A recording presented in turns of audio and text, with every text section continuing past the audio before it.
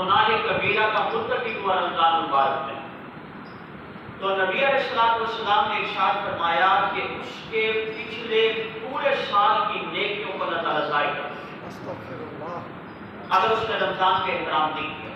अब दुख है कि पता नहीं हमसे रमजान का एहतराम हो सका या नहीं हो सका।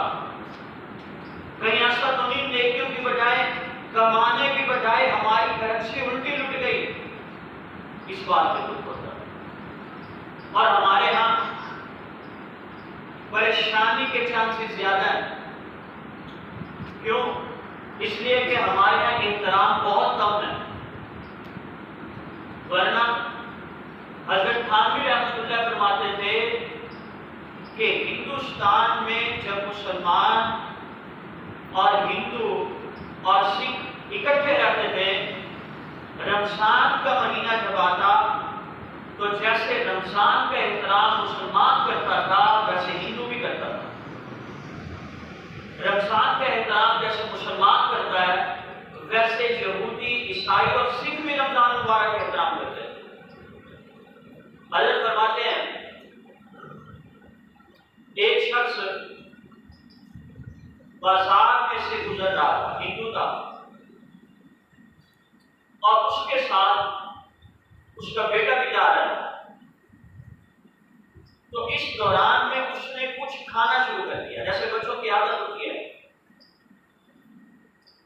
अब वो था हिंदू, जब उसने देखा ना कि बाजार में रमजान के महीने में मेरा बेटा खा रहा है, तो उसने एक जोरदार थप्पड़ अपने बेटे को रसीद किया। बेटा फौरन सवाल करता है, अब्बा जान आपने किस वजह से मुझे मारा? तो बाप जवाब देता है कि आपको नहीं पता रमजान मुबारक का महीना है। बेटा कहता है, अब्बा जान रमजान हमारे लिए नहीं है तो मुसलमानों के लिए है। तो वो गुस्से में आके कहता है, अगरचे ये रमजान मुबारक का महीना है मुसलमानों के लिए, लेकिन ये इतना बाबरकत है कि इसका एहतराम हम भी करते हैं। अब ये शख्स जिसने रमजान का एहतराम किया फौत हो गया। फौत होने के बाद किसी को ख्वाब में आया और किसी ने उससे सवाल किया कि भाई आप तो बड़े मजे में हैं और ये मुख्तलिफ किस्म की बहारें नजर आ रही हैं, बरसारें नजर आ रही हैं और आप खुश हैं, वजह बताओ।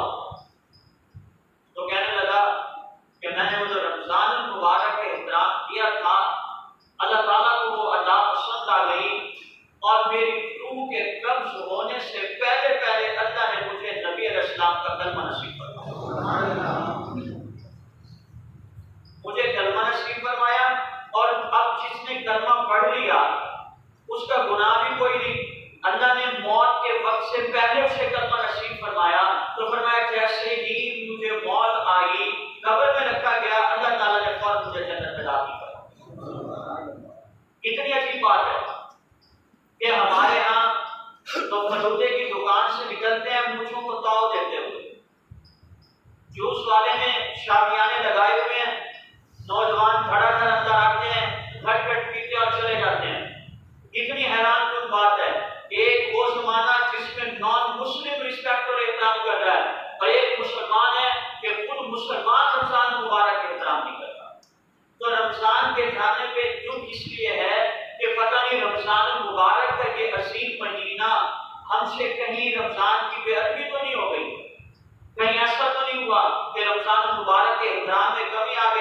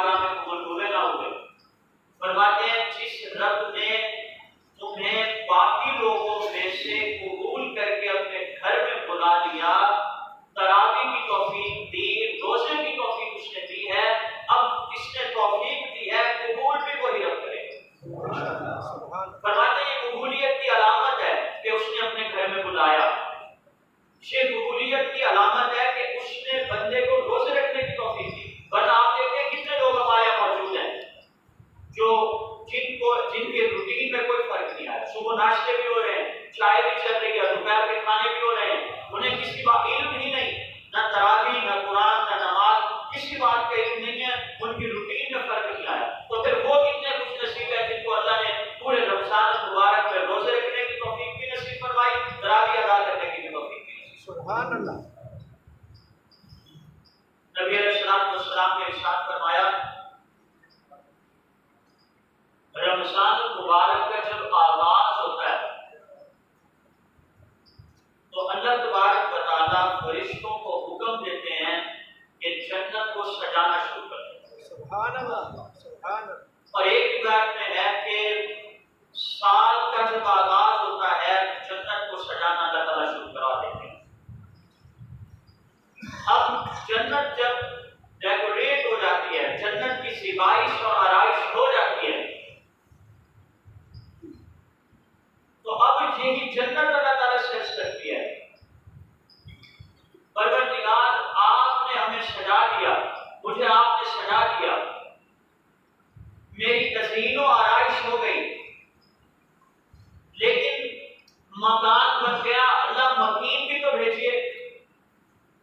अब जन्नत अल्लाह ताला से दरख्वास्त करती है, या अल्लाह आपने मेरे अंदर जिसको भेजना है उसकी जो सिलेक्शन कर दी है वो रमजान के महीने में कर दी। यानी जन्नत अल्लाह ताला से यूं दरख्वास्त करती है कि रमजान के महीने में रोजेदार को ही जन्नत में दाखिल फरमा लो।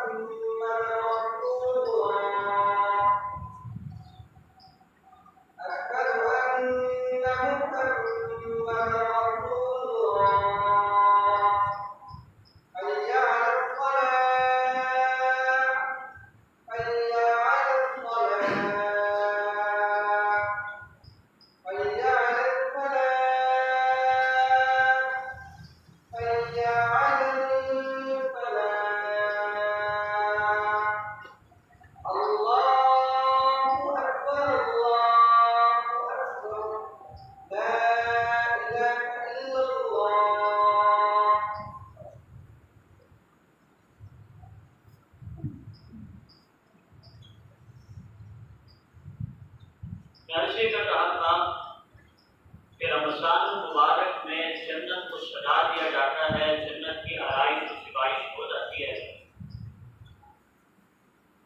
अब ये जन्नत अल्लाह ताला सर्च करती है, ऐ बारी ताला जिन्हें आपने जन्नत में भेजना है उन्हें रमजान में ही भेज दीजिए, यानी रोजेदार। सिर्फ इतनी बात नहीं, बल्कि जन्नत की जो हूर होती है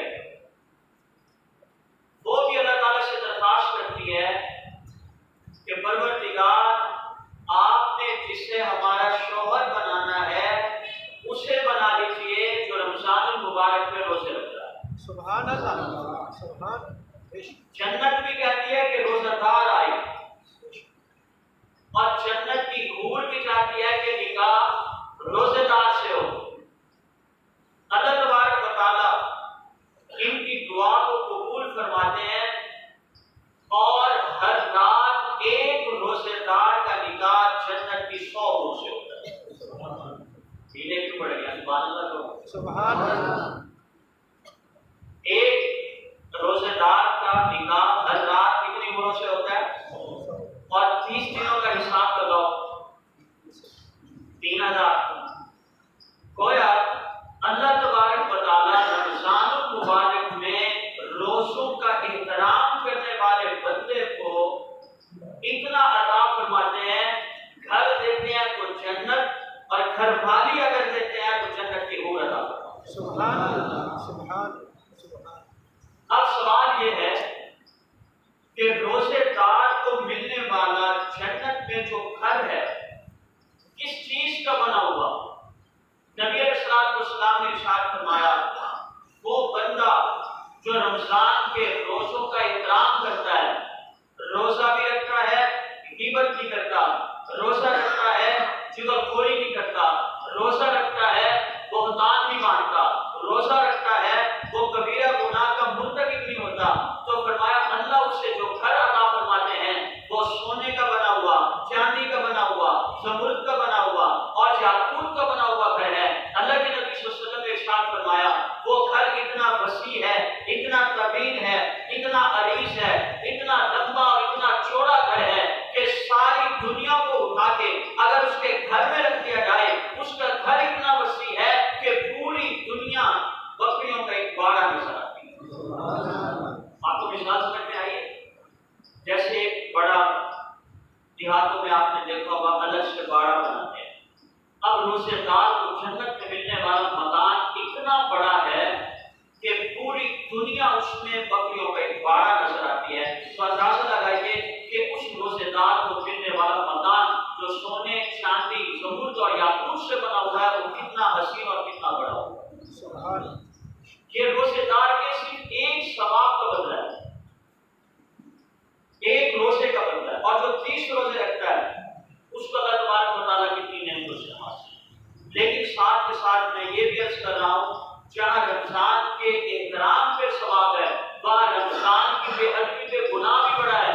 कि अगर कोई रोजा रखता है, कबीरे गुनाह का मुर्तकिब होता है, रोजा रखता है, नशा भी करता है, इफ्तारी के बाद रोजा रखता है, बुहतान और गिबत करता है, तो फरमाया अल्लाह उसके पूरे साल की नेकियों को ज़ाहिर करवा देगा। इसमें भी तो ज़ाहिर में रखना चाहिए। इसलिए नबी अलैहिस्सलातु वस्सलाम ने इरशाद फरमाया, मुफ्ती अब्दुल रऊफ सकरी रहमतुल्लाह अलैह फरमाते हैं, हदीस नकल करते हुए आप सल्लल्लाहु अलैहि वसल्लम ने इरशाद फरमाया कि रमजानुल मुबारक में जन्नत को मांगो, जन्नत को मांगो और जहन्नम से पनाह मांगो रमजान में। इसलिए कि जन्नत के दरवाजे खुले होते हैं, लेकिन जिस बंदे ने रमजान का एहतराम ना किया तो वो शख्स जहन्नम में चला जाए। अब रमजान भी आए, रोजे भी रखे, तरावी भी पढ़े, रमजान का एहतराम ना करने की वजह से, गीबत और चुगलखोरी करने की वजह से वो शख्स अगर जहन्नम में चला जाता है तो इससे बड़ा नुकसान और कोई। नबी अलैहिस्सलातु वस्सलाम ने फरमाया कि जहन्नम से पनाह मांगो। इसलिए कि अगर बंदा रोजा रखता है वो रोजे के बदले में मिलने वाली नेमतों को देखता है तो उसे रोजा कुछ महसूस नहीं होता। और अगर वो जहन्नम के अंगारे, जहन्नम के शोलों को अगर आपने ज़हन में रखता है तो फिर वो रोजे की कैफियत को देखता है, तब भी उसे रोजा कुछ महसूस नहीं होता। लेकिन हमारे यहाँ ना तो जन्नत की ज्यादा परवाह और ना ही जहन्नम की परवाह। जिसे जन्नत का शौक होता है वो नेक अमाल की तरफ राग़िब होता है, या जहन्नम से डरते हुए नेक अमाल की तरफ राग़िब होता है, गुनाह से बचता है। आप सल्लल्लाहु अलैहि वसल्लम ने इरशाद फरमाया कि ये जो जहन्नम की आग है, ये जहन्नम की आग दुनिया की आग से 70 दर्जे ज्यादा तपिशदा है। नबी अलैहिस्सलातु वस्सलाम ने इरशाद फरमाया कि जहन्नम की जो आग है उसे 1000 साल तक जलाया गया। वो 1000 साल जलने के बाद सुर्ख हुई, फिर 1000 साल तक फिर जलाया गया, भड़काया गया उसका कलर सर्द हो गया, फिर 1000 साल तक उसे मजीद जलाया गया तो फिर वो ब्लैक स्याह हो गई। नबी अलैहिस्सलातु वस्सलाम ने इरशाद फरमाया, परवरदिगार आलम ने जिब्रील अलैहिस्सलाम को हुक्म दिया कि जिब्रील जरा जाओ जहन्नम से आग लो। आदम अलैहिस्सलाम जमीन में पहुंच चुके हैं, उन्होंने चीजों को पकाना है, उबालना है, जहन्नम की आग आदम को देकर आओ। अब जिब्रील अलैहिस्सलाम जहन्नम के मालिक, जहन्नम के दारोगा के पास आते हैं और उससे कहते हैं मुझे आग दो, मैंने दुनिया में जाके पहुंचाना है, औलाद आदम इससे खाना पकाने का काम देगी। तो जहन्नम का जो मालिक है, दारोगा, वो सवाल करता है कि कितनी आग आपको। अब ये कहते हैं, जिब्रील अलैहिस्सलाम कहते हैं कि एक छुआरे के बराबर, बस इतनी आग काफी, एक छुआरे के बराबर। तो जहन्नम के मालिक ने कहा कि एक छुआरे के बराबर आग आप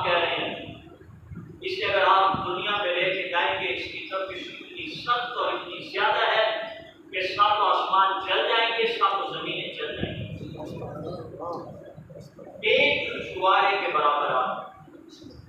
जिब्रील अलैहिस्सलाम कहते हैं फिर ऐसा करो गुठली के बराबर आग दे दो। जवाब मिलता है कि अगर गुठली के बराबर तुम आग लेकर जाते हो तो फिर कयामत तक आसमान से बारिश का एक कतरा नहीं आएगा और जमीन पे सब्जा बिल्कुल पैदा नहीं होगा अगर खजूर की गुठली के बराबर भी आग ले जाते। अब जिब्रील अलैहिस्सलाम हैरान है कि मैं कितनी आग लेके जाऊं। अब अल्लाह ताला से पूछते हैं अगर कितनी आग लेके जाऊं तो अल्लाह ताला फरमाते हैं एक जर्रे के बराबर आग लेके जाओ, एक जर्रे के बराबर। अब जिब्रील अलैहिस्सलाम एक जर्रे के बराबर आग जहन्नम से उठाते हैं और उसे 70 दफा नहर में होता रहते हैं, बुझाते हैं, ठंडा करते हैं 70 दफा, फिर उसे दुनिया में लाते हैं। दुनिया में जो सबसे बड़ा पहाड़ जो सख्त है मजबूत है उसकी चोटी पर वो सर्रे के बराबर आग को रखा जाता है। वो आग जैसी चोटी पे रखी जाती है पूरा का पूरा पहाड़ जल बड़ा उठता है, पिघल जाता है। और नबी अलैहिस्सलाम ने इरशाद फरमाया अब उसका जो धुआं है वो पूरे पहाड़ में जज़ब हो जाता है, पिघल गया। उस सर्रे को उठाकर दोबारा जहन्नम में रख दिया जाता है और आदम अलैहिस्सलाम से लेकर अब तक जितनी भी आग इस्तेमाल हो रही है ये उस एक जर्रे के बराबर आग का धुआं है जिसे हम आज तक इस्तेमाल करते हैं। तो इससे अंदाजा लगाओ कि ये जो आग उस जहन्नम की आग के जर्रे का इतनी तपिश के 70 दफा उसे गुस्ल दिया गया, ठंडा किया गया, बुझाया गया, फिर उसकी इतनी तपिश है कि पहाड़ पिघल उठा। तो इसलिए नबी अलैहिस्सलाम ने इरशाद फरमाया कि रमज़ानुल मुबारक के महीने में जन्नत की तलब करो, अल्लाह से जन्नत को मांगो और जहन्नम से पनाह मांगो। उसकी वजह यह है कि जिसने रमज़ानुल मुबारक के इंतजाम ना किया, रमज़ानुल मुबारक के रोजे उसने नहीं रखे, तो वह नबी अलैहिस्सलाम की जिब्रील अलैहिस्सलाम की बद्दुआ का हकदार होता है।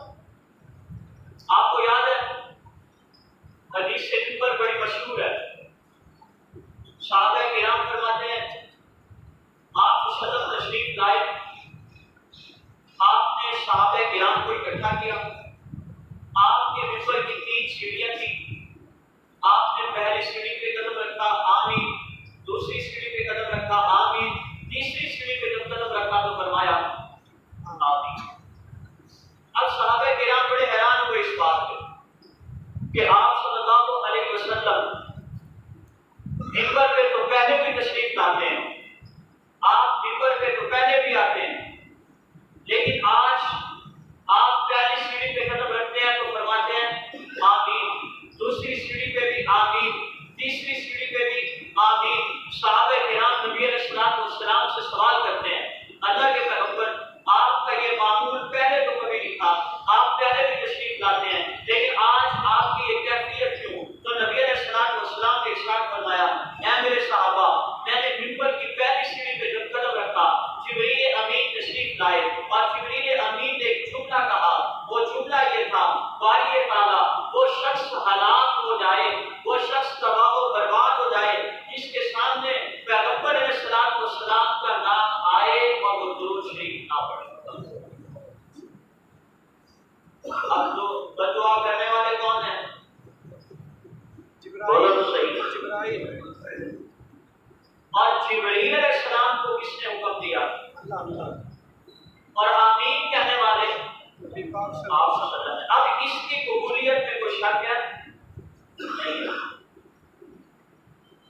जब भी पैगंबर अलैहिस्सलाम का नाम आए, हुजूर अलैहिस्सलाम का नाम आए तो हुजूर पर आपकी जात पर दुरूद पढ़ना वाजिब है। अगर कोई शख्स दुरूद नहीं पढ़ता तो आप सल्लल्लाहु अलैहि वसल्लम की इस बद्दुआ का हकदार है, वो तबाह हो जाएगा कि नबी का नाम आए और दुरूद ना पढ़े। और मैं ये कहा करता हूं कि हो ही नहीं सकता कि हो मुसलमान और नबी पे दुरूद ना पढ़े। हो सकता है? नहीं हो सकता, इसलिए कि मेरा पैगंबर वो है जिस पैगंबर की शान पे कलम जब उठाने वालों ने उठाया तो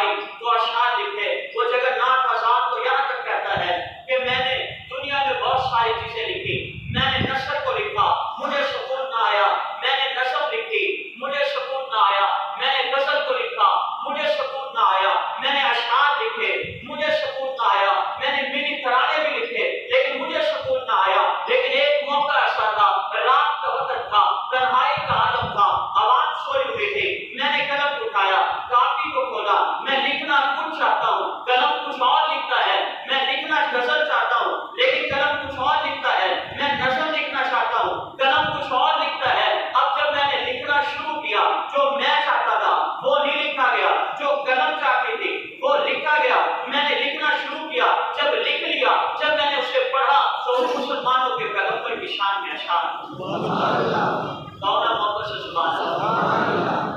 वही जो नाम कहलाता था। जगन्नाथ आजाद कहता है जो मैंने लिखा वो अशार क्या थे, वही जो नाम कहलाता था, जो तहजीब की दुनिया, वही रूए ज़मीन पर आज था तकरीब की दुनिया, ये तहकीक और तजस्सुस का जहां था आज वीराना, फलातू की किरत शुक्रात की दानी की अफसाना, गरज दुनिया में चारों सिफर अंधेरा ही अंधेरा था, निशाने नूर गुम था और जुल्मतों का बसेरा था कि दुनिया के उफक पर दफादन शराब नूर आया, जहां से कुफ्र बातिल में सदाकत का ज़हूर आया, हकीकत की खबर देने बशीर आया, नज़ीर आया, शहंशाही में जिसके पांव चूमे वो फकीर आया और मुबारक को ज़माने को के खत्मुल मुरसलीन आया, सहाबे रहम बन कर रहमतुल लिल आलमीन आया। सुभान अल्लाह, सुभान अल्लाह। हिंदू शायर है जगन्नाथ आजाद। मैं कहता हूँ ये कैसे कहा जा सकता है कि मुसलमान नबी की शान पे जरूरत नहीं पड़ता, या तो हिंदू नबी की शान लिखने पे मजबूर है। उसके बाद जगन्नाथ आजाद कहता है उसके बाद जो मुझे सुकून मिला वो सारी जिंदगी किसी चीज से सुकून नहीं मिली।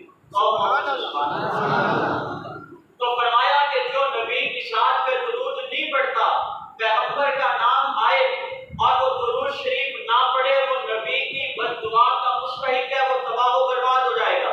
और जो पैगंबर की शान पे दुरूद पढ़ता है, मैं कहा करता हूँ कि अगर वो दुरूद पढ़ने वाला गुनाहगार ही क्यों ना हो, अल्लाह की शान इतनी गफूर रहीम है, अल्लाह इतने रहमान है, अल्लाह इतने रहीम है, अल्लाह इतने हन्नान है, अल्लाह इतने मन्नान है कि जो बंदा सिर्फ मोहब्बत और हकीकत से नबी की शान पे दुरूद पढ़ता है, अल्लाह इसी दुरूद को कबूल करके उसका नाम जन्नतियों की फहरिस्त करेंगे। सुभान अल्लाह, सुभान मूसा अलैहिस्सलाम का दौर है, एक शख्स फौत हुआ, लोगों ने उठाया और उठाने के बाद उसे फेंक दिया शहरा में, वो गुस्ल नहीं किया, तदफीन नहीं की, कफन नहीं पहनाया, जनाजा उसका नहीं पढ़ा गया और उसे जंगलों में जाके फेंक दिया गया। मूसा अलैहिस्सलाम, अल्लाह तबारक व तआला मूसा अलैहिस्सलाम से फरमाते हैं मेरे करीब फलां सहरा में चले जाओ, वहां मेरा एक महबूब, मेरा एक नेक बंदा वहां मौजूद है। इसे समझ में आएगा सुभान अल्लाह। आपको बात समझ में नहीं आ रही? दुनिया वालों ने जिसे गुनाहगार समझ के फेंक दिया, अल्लाह की ज़ात क्या फरमा रही है, ऐ मेरे करीम मेरा एक नेक बंदा वहां मौजूद है। अल्लाह उसे अब नहीं कह रहे हैं, अल्लाह उसे अपना नेक बंदा कह रहे हैं। मूसा अलैहिस्सलाम को हुक्म दिया क्या मेरे करीम जाओ, उसे गुस्ल भी दो, उसे कफन पहनाओ और उसका जनाजा पढ़ाओ, लोगों को जमा करो और जमा करने के बाद जनाजा पढ़ाओ, इसकी तदफीन करो। मूसा अलैहिस्सलाम दौड़े दौड़े जाते हैं, लोगों को जमा करते हैं, उसे गुस्ल भी देते हैं, कफन पहनाते हैं, जनाजा पढ़ाते हैं, दफन करते हैं, लोग चले जाते हैं। मूसा अलैहिस्सलाम रब्बे कायनात से अर्ज़ करते हैं अल्लाह आपने हुक्म दिया, मैंने गुस्ल दे दिया, आपने हुक्म दिया, मैंने जनाजा पढ़ा दिया, आपने हुक्म दिया, मैंने कफन पहना दिया, आपने हुक्म दिया, मैंने दफन कर दिया, लेकिन परवरदिगार आलम ये वो शख्स था जिसने शाम भी देखी, जिसने सुबह नहीं देखी, जिसने रात को नहीं देखा, जिसने दिन को नहीं देखा, जिसने हर गुनाह किया। ये आपको भी, आपका भी नाफरमान, मखलूक का भी नाफरमान, आपने इसके गुस्ल का हुक्म नबी को दे दिया, दफनाने का हुक्म नबी को दे दिया। रब्बे कायनात ने इरशाद फरमाया ऐ मेरे करीम इस बात में कोई शक नहीं, ये शख्स गुनाहगार था, ये शख्स सियाकार था, ये शख्स जानी था, ये शख्स शराबी था, इसने रात और दिन को नहीं देखा,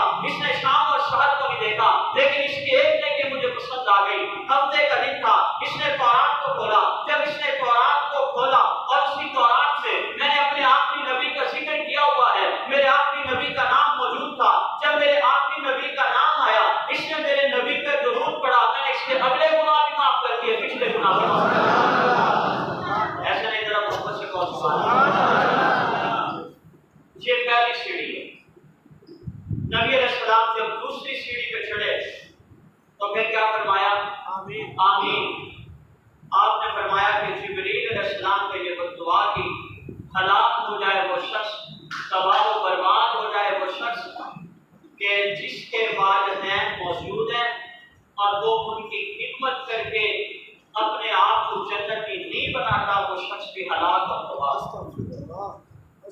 हमारे यहाँ जितना हम आगे बढ़ते चले जा रहे हैं, एहतराम और अदब उतना ही हमसे कमतर होता चला जा रहा है। वालिदैन का वो एहतराम नहीं रहा। अल्लामा इब्न कसीर रहमतुल्लाह अलैह फरमाते हैं, एक शख्स नबी अलैहिस्सलाम वस्सलाम की खिदमत में हाजिर हुआ, सहाबी रसूल है, तो जो है भी आपकी, हाँ जी, हाँ जी, इनकी तो जो बहुत सुभान अल्लाह। सहाबी रसूल हाजिर होते हैं, अर्ज करते हैं, या रसूल अल्लाह, मैंने अपनी वालिदा को कंधे पे उठा के बैतुल्लाह का तवाफ कराया, मैंने अपनी वालिदा का हक अदा कर दिया। उस दौर का तवाफ पुराने हजरात, बूढ़े हजरात बैठे हैं, वो समझते हैं, और 1450 साल पहले का तवाफ जब पथरीली जमीन थी तो कितना मुश्किल होता होगा।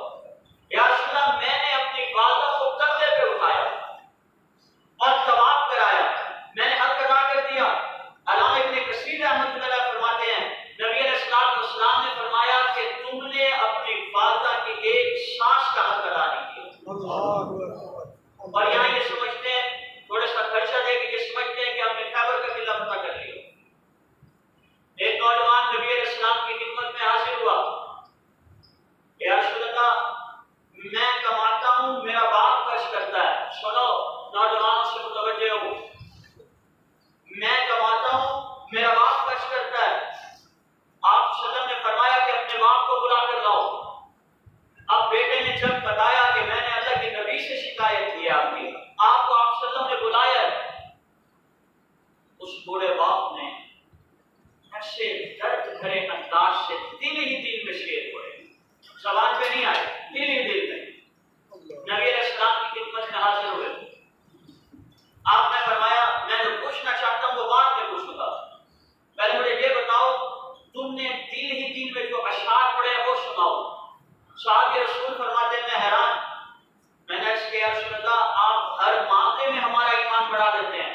अशआर मेरे कानों ने नहीं सुने, मेरी ज़बान पे आए नहीं, मेरे कानों ने नहीं सुने, आपने सुन लिए। अल्लाह ने जिब्रील अलैहिस्सलाम के जरिए से आपको खबर दे दी, मेरा ईमान बढ़ गया।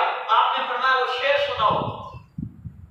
अब उसने वो शेर पढ़े, गज़ौतुका मौलूदन व मुत्तक़ु याफ़िया, सुभान अल्लाह, अजनई अलैका वतुखलू, इज़ा अलैका मुसाफ़त का बिसक मिलक अबी, बिसक मिका इका साहिरन अतमलमलू, कानी अनल मदरूक दूना कबिल्लसी, तुरिका बिही तूनी फाइली तामलू, तखाफु रिदा नफ्सी अलैका अन्नहा, लितालम अन्नल मौत फक्का मुअज्जलू, फलम्मा बलगत इस्सन्ना वल गायतल्लती, इलैहा मदामा कुन्त फीका वअमिलू, जाल तु फिज़ाई गज़तन व फज़ाफ़तन, कान्ना का अंतल मुनिमुल मुतफस्सिलू।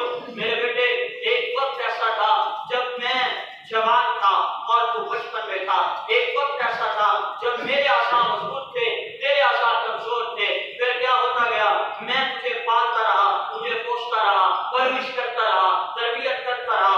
वक्त ने अंगड़ाई ली, अब क्या हुआ, मुझ पे फिजा आ गई, तुझ पे बहार आ गई, मुझ पे बुढ़ापा आ गया, तुझ पे शबाब आ गया। मेरी बिनाई कमजोर, तेरी बिनाई बढ़ गई, मेरी समात कमजोर और तेरी समात बढ़ गई। मैं बोलने में कमजोर, तू बोलने में सबसे तगड़ा। और फिर क्या हुआ, तू बढ़ता गया, मैं घटता गया, तुझ पे उरूज आ गया, मुझ पे सवाल आ गया। फिर एक वक्त ऐसा आया कि तूने अपनी कमाई को मेरे लिए हराम करार दे दिया।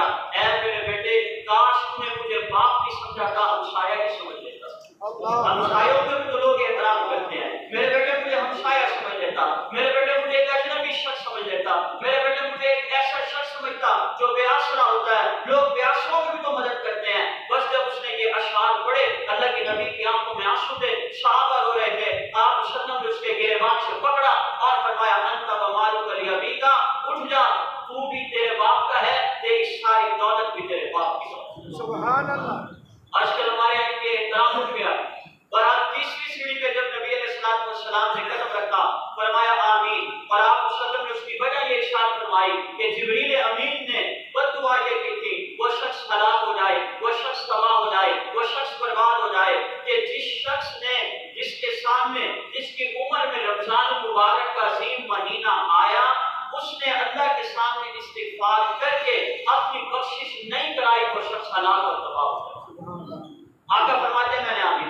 इसलिए जरूरी है इस बात की कि ये जो चंद दिन बाकी हैं रमजान मुबारक में रो रो कर अल्लाह तबारक व तआला से माफी मांगी जाए, रो रो कर अपने आप की बख्शिश कराई जाए, वरना नबी अलैहिस्सलाम जिब्रील अलैहिस्सलाम की इस बद्दुआ का मिस्ताक हो जाए।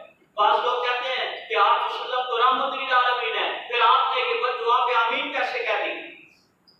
जवाब सुनो, नबी की बद्दुआ भी उम्मत के लिए रहमत है। आप कहेंगे कैसे?